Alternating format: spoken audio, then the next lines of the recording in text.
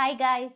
இன்னைக்கு நம்ம பார்க்க போற டூல் வந்து பாத்தீங்கன்னா பஸ் ஸ்டாம்ப். இந்த பஸ் ஸ்டாம்ப் எதுலலாம் யூஸ் ஆகும் அப்படின்னா 3 டாட் பிரின்சஸ் கட் பிளவுஸ் எல்லாம் இருக்கும் இல்லையா, அது ஸ்டிச் பண்ணும்போது அதோடைய கப் ஷேப் வந்து கரெக்டா வர்றதுக்காக யூஸ் பண்றது தான் இந்த டூல். அது மட்டும் இல்லாம இது ஸ்லீவ்ஸ்லயும் வந்து இந்த அயனிங்க்கு வந்து யூஸ் பண்ணுவாங்க. இந்த டூலை வச்சு நான் எப்படி இன்னைக்கு ப்ரெஸ் பண்ணலாம் அப்படிங்கிறத நான் இன்னைக்கு டீச் பண்ண போறேன். ஸோ நான் ஆல்ரெடி வந்து பிரின்சஸ் கட் வந்து ஃபினிஷ் பண்ண ஒரு பீஸ் வச்சிருக்கேன். ஸோ இது பிரஸ்ஸிங்க்கு முன்னாடி இந்த மாதிரி தான் இருக்கு. கரெக்ட்டா? நம்ம யூசுவலா என்ன பண்ணுவோம், அந்த டாட்ஸ் எல்லாம் நம்ம ஸ்டிச் பண்ணுவோமே தவிர, பிரஸ் பண்ண மாட்டோம். இந்த பஸ் ஸ்டாம்ப் வச்சுட்டு, இந்த சைடு ஃபேஸ் பண்ண மாதிரி இந்த ரா எட்ஜ் எல்லாம் வரணும்.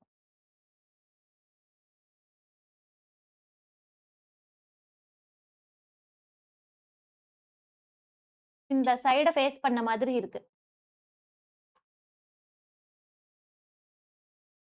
எப்பயுமே இந்த மாரி அயர்ன் பண்ணும்போது, ஃபேப்ரிக்கு ஏத்த மாதிரி நீங்க ஹீட் வச்சுக்கணும். இதுவே நெட் மெட்டீரியல்லாம் பண்றீங்க அப்டின்னா, ஸோ ஹீட் வந்து கம்மியா வச்சுக்கோங்க. கரெக்ட்டா இந்த இடத்துல அதிகமா ஹீட் வந்து ஒரே டைம்ல படும்போது மெல்ட் ஆயிடும். இந்த மாதிரி எங்கேயுமே லூஸ் இல்லாம வச்சுட்டு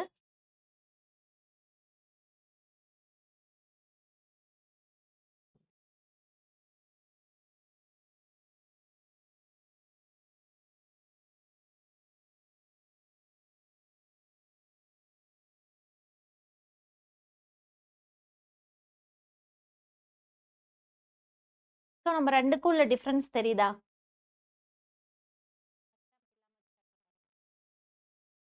இந்த மாதிரி நம்ம பிரஸ் பண்ணி வேர் பண்ணும்போது, ஃபிட்டிங்குமே நம்மளுக்கு நல்லா வரும். என்னதான் நம்ம ஸ்டிச் பண்ணாலும், ஸ்டிச்சிங்ல முக்கியமான ஒண்ணு வந்து அயர்னிங்.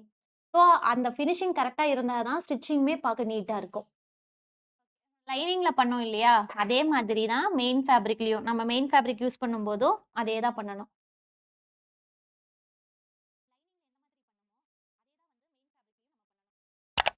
இந்த சைடு பிரஸ் பண்ணாத சைடு, இந்த சைடு வந்து டூல் யூஸ் பண்ணி பிரஸ் பண்ண சைடு. ஸோ, இத நம்ம ஆஃப்டர் ஸ்டிச்சிங்க்கு அப்புறம் இந்த மாதிரி இருக்கும். 2க்குள்ள நல்லா டிஃபரன்ஸ் தெரியுதுங்களா? இப்படி பஸ் ஸ்டாம்ப் வச்சு பார்க்கறப்ப,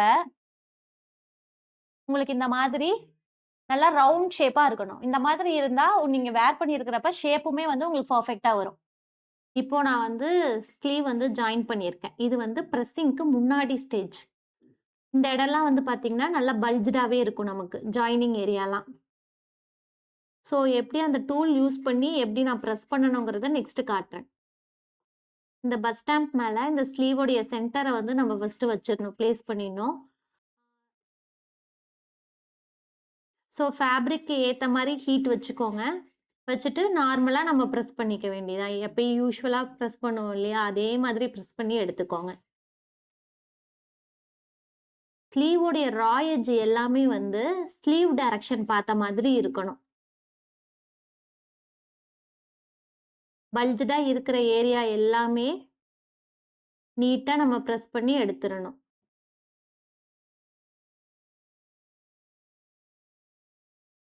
அந்த இடத்துல மட்டும் தான் பஸ் ஸ்டாம்ப் யூஸ் ஆகும்.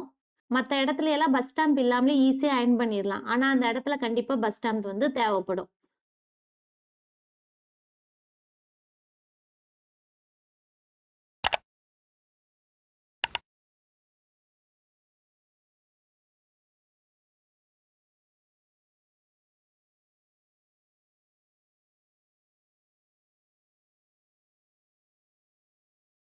ஸோ இன்னைக்கான வீடியோல ஸ்லீவ் எப்படி பஸ் ஸ்டாம்ப் வச்சு ஃபினிஷ் பண்றது?